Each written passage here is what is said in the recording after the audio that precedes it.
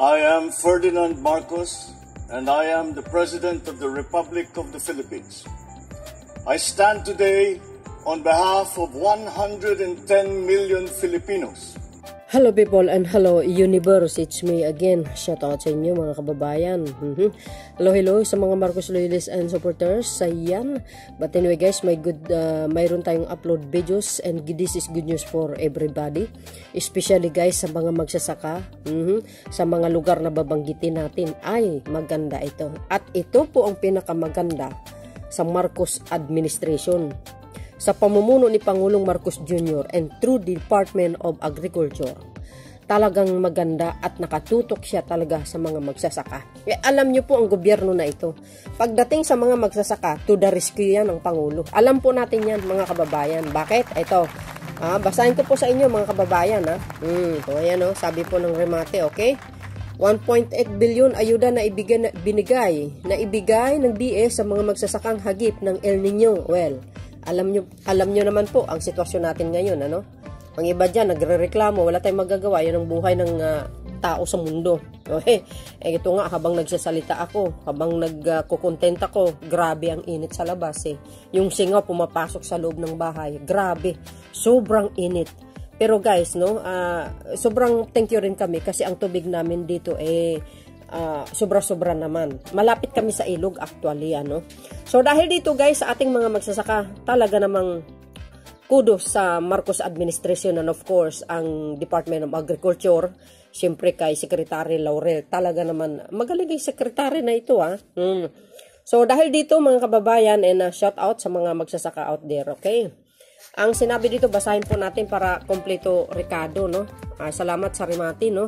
And Manila, Philippines, sinabi ng Department of Agriculture, which is ang DN ditong Merkulis, na humigit na kumulang ng 1.8 billion ang halaga ng tulong na naibigay sa mga magsasaka na ang mga kabuhayan ay apektado ng epekto ng El Nino phenomenon.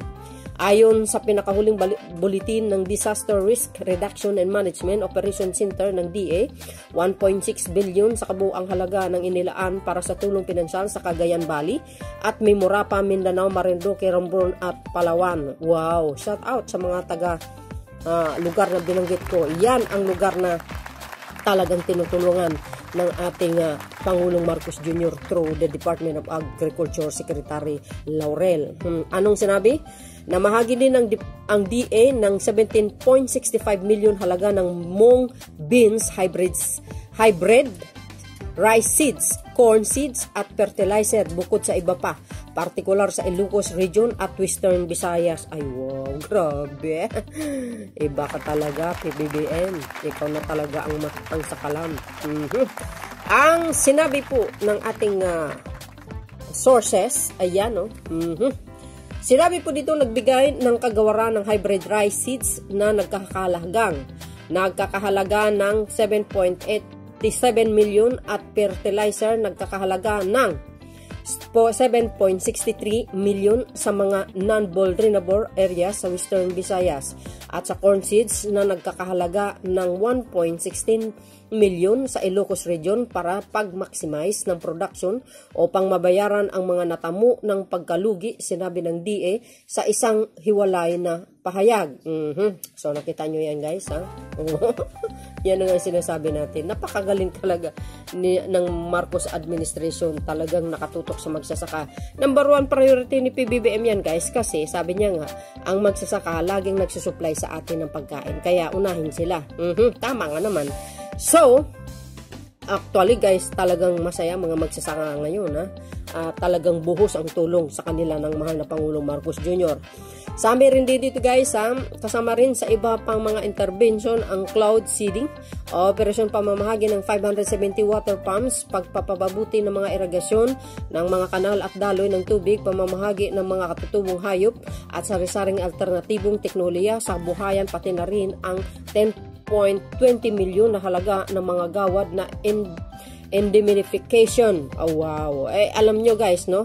ang irrigation, talagang grabe work hard din sila sa mga irrigation na kung saan dapat ang ayusin, no? Lalo na sa bandang lugar diyan. Kaya kudos kaya Secretary Gillian sa sa irrigation, National Irrigation Administration ba yan? So, sabi po dito guys, sa ngayon nasa 54,200 magsasaka ang apektado sa buong bansa dahil sa El Nino phenomenon. Oh, grabe, ang dami, oh. Oh, 'di ba? Ganon si Pangulong Marcos Jr. Alam niya ang sitwasyon kaya to the rescue. Hindi talaga niya papababayaan, no matter what. Ay siyempre guys, nakatutok siya diyan, number one priority niya ang agri. Lalo mga magsasaka natin mga kababayan. Ang kabuuang halaga ng pagkawala ng umabot na sa 2.64 billion kung saan ang pinakamataas na pinsala ay nagkakahalaga ng bigas. Na nagkahalaga ng 1.72 billion na sinunda ng mais na nakapig sa 591.74 million high value crops sa 326.68 million at 59,600 para sa mga alagang hayop at manok. Ay, mayroong manok pa talaga guys, Ang sinabi po dito uli, no? Tuloy natin. Noong Enero nilagdaan ni Pangulong Ferdinand R. Marcos Jr. ang Executive Order number 53 para i-streamline, muling isaktibo at muling buuin ang lumang El Nino Task Forces sa ilalim ng Executive Order number 16 S 2001 at Memorandum Order number 38 S 2019 sa ilalim ng EO number 53. Inatasan ni Pangulo ang task force na magkaroon ng komprehensibong paghahanda sa kalamidad at plano sa rehabilitation at tiyakin ang systematic, holistic, and result-driven interventions upang matulungan ang Pilipino at maibsan ang mapanirang epekto ng mga sakuna. Yan po ang pinaka gusto ko sa Pangulong Marcos Jr. to the rescue pagdating sa mga problema, lalo na pagdating sa mga sakuna, mga disaster na natural, bagyo, baha. At ito, especially ito, El Nino na ito. Ito guys, ang pinaka gusto ko sa pamumuno ni Pangulong Marcos Jr. Hindi po siya nagpabaya as in, no? So, congratulations sa ating mga magsasaka, mga kababayan, ay talaga namang kailangan nila ang tulong ng gobyerno. Sana po, kung ganito ang ginagawa ng mga PAS admin, nakatutok sila sa mga magsasaka, alam nyo, malayo na hindi na tayo mag-i-import ng bigas mga kababayan. Baka mag-i-export pa tayo kung nakatutok ang mga ibang admin sa kanila, sa mga magsasaka. Ika nga, sapat na tulong katulad na ginagawa ni Pangulong Marcos Jr. 'Di ba? Binayaran niya yung utang ng mga magsasaka na 600 plus na dekada na nangyari na hindi pa nabayaran. Magkano yun? 57 billion plus. Binayaran niya po yun noong last 2023 through emancipation law. Di ba? Binayaran niya po yun. Bukod yan, nagbibigay siya ng mga pataba, mga klaseng fertilizer, no? Mga makinarya na talagang high-tech. Lalo na yung bagong seeds ngayon, bagong binhi ng palay na talagang hybrid. Ay nako, grabe. Kaya naman ang ani ngayon, kung natatanda nyo yung isang video ko, talagang in-upload ko po yun, ay tumaas talagang ani ngayong 2023, no? So dahil dito mga kababayan, no, sa mga magsasaka, shout out po sa inyo. Ganyan talaga ang buhay. Hindi natin hawak ang panahon sapagkat ang Diyos lang ang nakakaalam. Ganun pa man, alam po ng Pangulo kung paano ang magiging solusyon. At ito ang solusyon sa pamamagitan ng pagtulong sa mga magsasaka. Direct yan, guys, talaga naman saludo po tayo sa Marcos administration. And of course, sa mga sekretary niya. Very hard work naman talaga sila, So dahil dito mga babayan, ito ang sinabi po ng sekretary ng DA. Basahin ko lang, guys, and of course guys, this is good news, no? From Secretary Laurel. Presyo ng bigas posibleng bumaba sa Mayo. DA cheap, stable siya, hindi pa bumaba ng masyado, but world prices are going down. So we expect na hopefully pababa yan by second half of this year, but as of the moment, as long as andyan yung lingering effects ng El Nino, I don't think bababa pa as of the moment, said ni Department of Agriculture, no? Secretary Francisco Tio Laurel Jr. Yan po ang sinabi niya, mga kababayan, ha? O, yan, o. Nakita nyo dito? Magkano? 56. O, alam nyo, marami pong nagrereklamo. O, sinisisi po lang lahat yan kay Pangulong Marcos Jr. Huwag kayong maninisi, mga kababayan. Kasi, ang NFA, binibili po yan ang ani ng mga magsasaka, no? Pero not all na nabibili po nila sapagkat mayroon na mga traders na bumibili. Ngayon, ganito po yun. Ito guys, alam nyo minsan isa sa mga, ito nakikita ko lang, isa rin kung bakit nagmahal yung bigas natin. Of course, number one po yung global crisis tayo, global prices, dahil dito sa gasolina. Talagang tumaas, mga kababayan. Now, isa din sa mga nakikita din natin kung bakit ang ibang lugar may mahal ang bigas. Kasi guys, ganito yun no? Ang ibang traders kasi, binibili din yung mga bigas ng mga bagong ani ng mga magsasaka. Gets nyo ba? Binibili po nila yan sa eksaktong halaga. Like for example, 20, 22 per kilo yung palay. Ibinibili ng mga traders sa mga magsasakayan. So, ang ginagawa ng mga traders dito, mga kababayan, bibilhin nila ng 22 per kilo ng palay. Tapos, pagdating po sa kanila, ibibinta nila yan sa mga retailers, yung mga nagtitinda sa palengke. Bibinta po nila yan na mas mahal. Kaya, pag binibinta nila na mas mahal para mabawi ang tubo nila, no? Ang ibig sabihin, pag bininta nila doon sa mga retailers, mababawi nila yung kanilang mga ginastos kasi tinubuan ng traders yan. So, ang ginawa naman ng retailers dito, mga kababayan, ibibinta nila yan, pero may dagdag na presyo na naman. Yun ang problema no? Dadagdagan nila ng presyo yan, mga bes, katulad yan, no? Tingnan nyo. Like for example, guys, bumili ang mga retailers sa mga traders. Magkano ang isang sako? Palagay natin is 2,100. Binili ng retailers yan sa mga traders. Ngayon, ito naman si retailers, ang bili niya 2,100. Papatungan niya pa din doon, guys, no? Papatungan niya pa yan. Magkano ang per kilo na ibibenta niya? Di ba? Sa isang sako, kasi kung dagdagan niya ang presyo, itong si retailers, malaki talagang kita niya. Bawi-bawi yung kanilang mga nagastos. Di ba? Plus sa kanilang mga gasolina, bawi din. Di ba? Gets nyo ba kung ano ibig sabihin? Ganun din. Kaya minsan ng iba, sinisisi sa gobyerno. Huwag yung isisisi sa gobyerno. Ano kasalanan ng gobyerno sa inyo?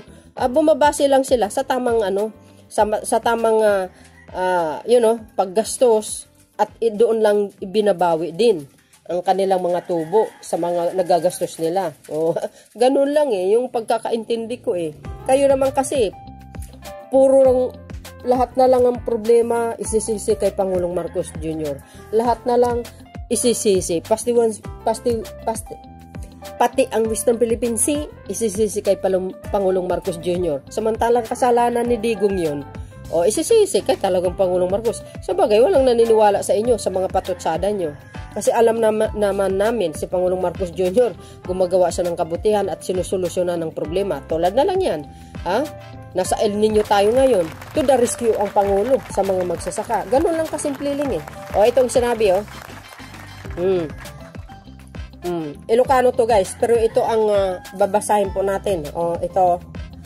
Dahil sa taas ng presyo din ng palay ngayon na binibili ng traders, hindi masyadong makabili ang NFA Not too much pero mayroon naman. Di ba? Malinaw yan, mga kababayan. Kasi ang mga traders, mga bes, laging nakaambang yan sa mga magsasaka kung saan banda sila pumupunta.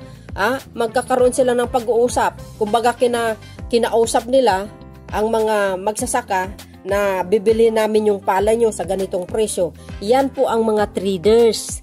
Inuunahan nila ang NFA, ang gobyerno na bumili. Nakakabili man ang gobyerno through NFA, pero hindi po lahat ng inaani ng magsasaka ay nabili ng NFA. No guys, may kakumpetensya ang NFA. Yun po ang mga traders. Tingnan, nag-get nyo yung sinabi ko kanina. Bibilhin nila yan sa ganung halaga sa mga nag-aani. Di ba? Bibilhin nila magkano? 22 per kilo ng palay sa mga magsasaka.